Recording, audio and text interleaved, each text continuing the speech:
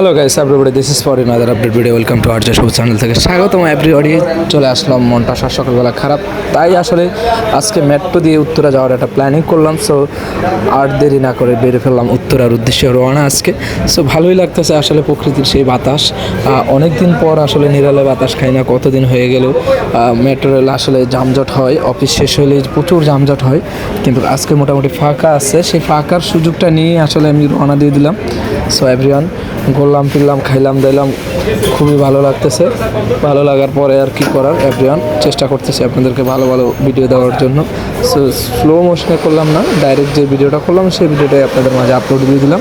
So ভালো লাগলে অবশ্যই লাইক কমেন্ট শেয়ার তো করবেনই, সাথে আমাদের পাশে থাকবেন নতুন নতুন ভিডিও পাওয়ার জন্য। এভরিওয়ান, দূর দূরান্ত থেকে বিভিন্ন জায়গা থেকে চেষ্টা করি আপনাদের জন্য ভালোবাসা নিয়ে আসার জন্য। সো ওরকমভাবে দিচ্ছি না, আপনারাও আমাকে ওরকমভাবে ভালোবাসা দিচ্ছেন না। সো ঢাকা শহর, আসলে ঢাকা শহরের সম্পর্কে বলতে গেলে ধুলো বালুর যে অবস্থা বর্তমান পরিস্থিতিতে, সেই জায়গা থেকে আসলে আমাদের দেশ চায়নার মতনই একদিন এগিয়ে যাবে, সেই স্বপ্ন নিয়ে হয়তো আমরা বাকি সময়গুলো পাস করতে পারবো। যে যার জায়গা থেকে চেষ্টা করেন, দূর দূরান্ত থেকে আসলে আসে অনেকে মেট্রো রেলে চাইতে, ঘুরতে ফিরতে, এমনকি আড্ডা দিতে। সো সেই জায়গা থেকেই আমরা সবসময় বলি আপনাদেরকে, হুসুটে বাঙালি হবেন না।